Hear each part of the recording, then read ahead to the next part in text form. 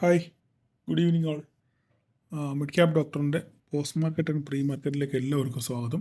ഇന്ന് മാർക്കറ്റ് ഒരു കൺസോളിഡേഷൻ സ്റ്റേജിലായിരുന്നു അല്ലേ. ഒരു നമ്മൾ വരച്ച റേഞ്ചിനകത്ത് തന്നെ മാർക്കറ്റ് കൺസോളിഡേറ്റ് ചെയ്യുമായിരുന്നു. ഓക്കെ, അപ്പോൾ തുടങ്ങുന്നതിന് മുമ്പ് എനിക്കൊരു കാര്യം പറയാനുള്ളത്, ഇന്നലെ ഞാൻ ഒരു വീഡിയോ ചെയ്ത് 10-15 മിനിറ്റ് കണ്ടേ ഉള്ളായിരുന്നു. അതാ മൊത്തത്തിൽ 12 മിനിറ്റ് 13 മിനിറ്റ് കണ്ടേ ഉള്ളായിരുന്നു. പക്ഷേ അതാകെ കണ്ടത് 5 മിനിറ്റിൽ താഴെയാണ് ഓരോരുത്തരും അത് കണ്ടേക്കുന്നത്. എൻ്റെ അർത്ഥം എന്ന് വെച്ചാൽ നിങ്ങൾ ജസ്റ്റ് ലെവൽ നോക്കാൻ വേണ്ടി മാത്രമാണ് വീഡിയോ കാണുന്നതെന്നാണ് അതുകൊണ്ട് മനസ്സിലായോ? ഞാൻ വരയ്ക്കുന്ന ലെവലിൽ കൃത്യമായിട്ട് നിങ്ങൾക്ക് അത് ഉപകാരപ്പെടുന്നുണ്ട്. അതുകൊണ്ട് നിങ്ങൾ ആ ഭാഗം മാത്രം കണ്ടിട്ട് പുസ്തകം മുടക്കി പോകുന്നൊരു പരിപാടിയാണ് എനിക്കിതിൽ നിന്ന് മനസ്സിലായോ? അപ്പം ദയവ് ചെയ്ത് നിങ്ങളിത് കാണുകയാണെന്നുണ്ടെങ്കിൽ ആദ്യോടെ അവസാനം വരെ ഇത് കാണാൻ ശ്രമിക്കുക. ചിലപ്പം ഇതിനകത്തിൽ പറയുന്ന ഞാൻ പല കാര്യങ്ങളും ഇങ്ങനെ പറഞ്ഞു പോകും. അതിൽ ഏതെങ്കിലും ഒരു സ്പാർക്കായിരിക്കും നിങ്ങളുടെ ട്രേഡിംഗ് ലൈഫിൽ ഒരു വഴിത്തിരിവുണ്ടാക്കുന്നത്.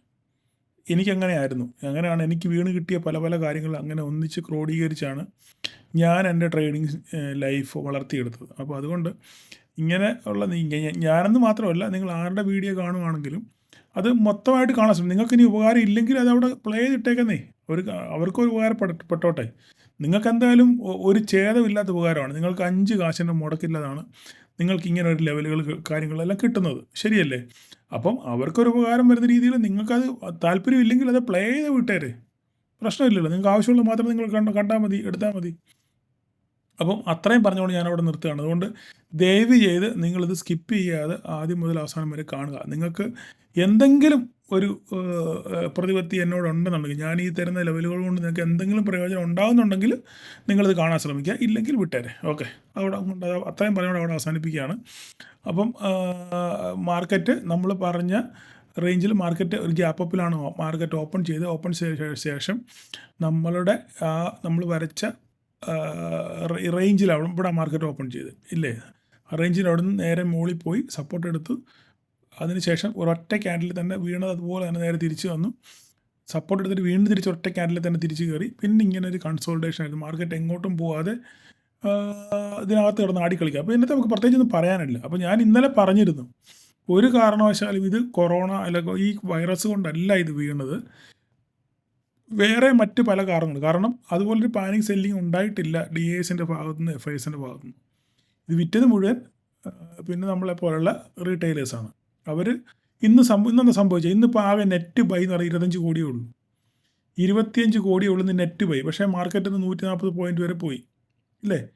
അപ്പോൾ ആരാ വാങ്ങിച്ചത്? റീറ്റെയിലേഴ്സ് തന്നെ വാങ്ങിച്ചു. ഇന്നലെ അവർ എടുത്തിട്ട് വിറ്റു, ഇന്ന് ആ കാശ് കൊണ്ട് തന്നെ തിരിച്ചു മേടിച്ചു. നഷ്ടം ആർക്കാ?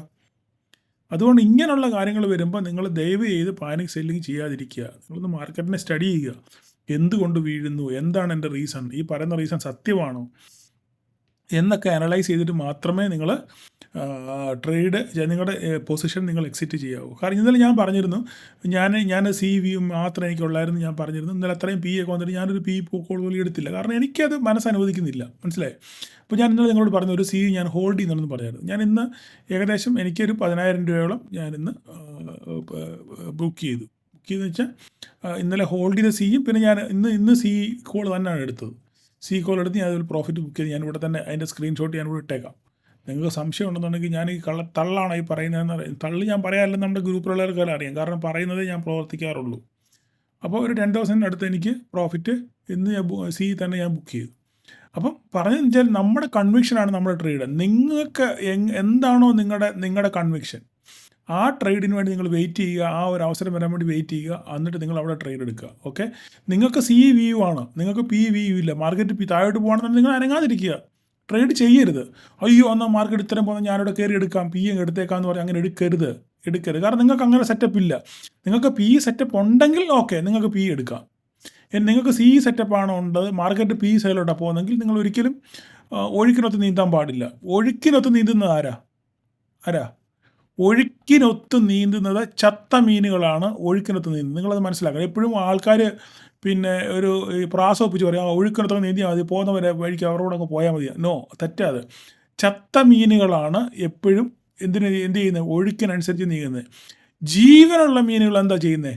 ഒഴുക്കിനെതിരെയാണ് നീന്തുന്നത്. നിങ്ങൾ കണ്ടില്ലേ? ഒഴുക്കിനെതിരെയാണ് നിങ്ങൾ നീന്തി തുള്ളിച്ചാടി വരുന്നത് എന്ന് പറഞ്ഞ പോലെ നിങ്ങൾക്ക് മാർക്കറ്റ് അപ്പം ഇത് സത്യം പറഞ്ഞാൽ ഞാൻ ഈ പറഞ്ഞ മാർക്കറ്റിനെതിരായിരിക്കും.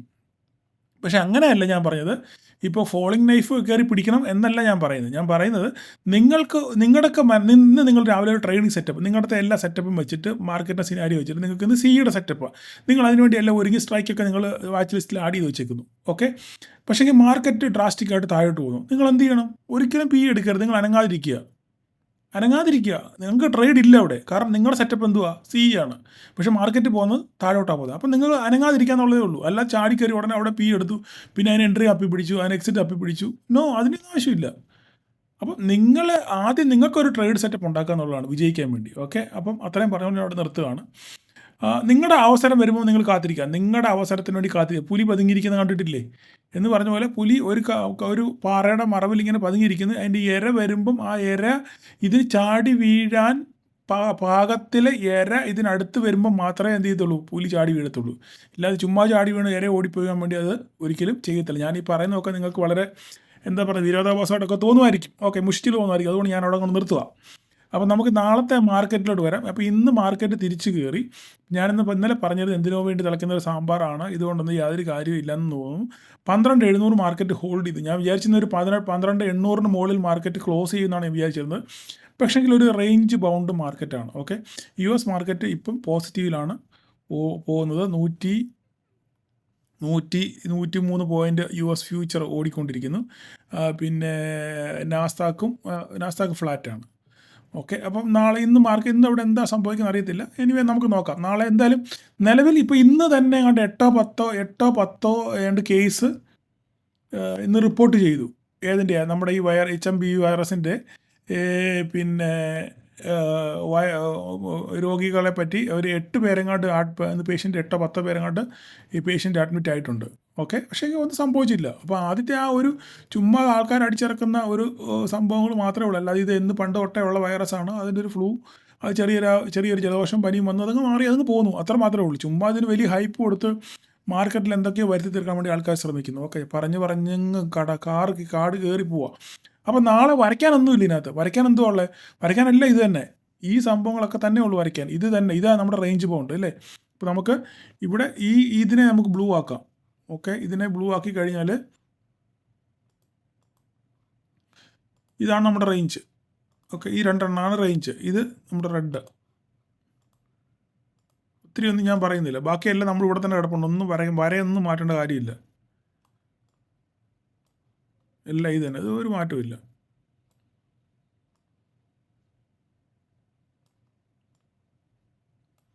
ഓക്കെ, ഇത് കഴിഞ്ഞു. ഓക്കെ, അത് അവിടെ തന്നെ കിടന്നോട്ടെ.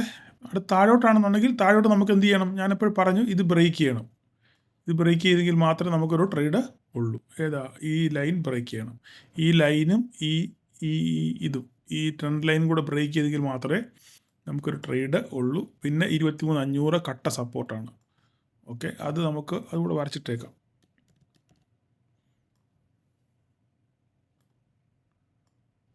ഓക്കെ, ഇതിന് താഴെ എന്ത് സംഭവിക്കുമെന്ന് നോക്കിയിട്ട് മാത്രം ബാക്കി കാര്യങ്ങളെപ്പറ്റി ചിന്തിക്കുക. ഓക്കെ, ഇത്രയും മാത്രമേ വരയ്ക്കുന്നുള്ളൂ. 22, 23, 266 അവിടെ വരെ കിടന്നോട്ടെ. അവിടെ എത്ര വരെ ഉള്ളൂ. അപ്പോൾ ഇതാണ് നാളത്തെ മാർക്കറ്റ്. ഇതിനകത്ത് നോ ട്രേഡ് സോണാണ്. എങ്ങോട്ട് ബ്രേക്ക് ചെയ്ത് നോക്കിയിട്ട് നിങ്ങൾക്ക് ട്രേഡിനെ പറ്റി പ്ലാൻ ചെയ്യാം. ഓക്കെ, അപ്പം ഇത്രയേ ഉള്ളൂ ഇന്നത്തെ ട്രേഡ്. അപ്പോൾ എല്ലാവരും ഇത് കാണാൻ ശ്രമിക്കുക. സബ്സ്ക്രൈബ് ചെയ്യുക, ലൈക്ക് ചെയ്യുക. നിങ്ങളുടെ കമൻറ്റ് നിങ്ങൾ രേഖപ്പെടുത്തുക. കമൻറ്റാണ് പ്രധാനപ്പെട്ട സംഭവം. നിങ്ങൾക്ക് എങ്ങനെ ഇരുന്നു എന്നുള്ള കാര്യങ്ങൾ നിങ്ങൾ ഇന്ന് അത് രേഖപ്പെടുത്തുക എന്നുള്ളതേ ഉള്ളൂ. ഓക്കെ.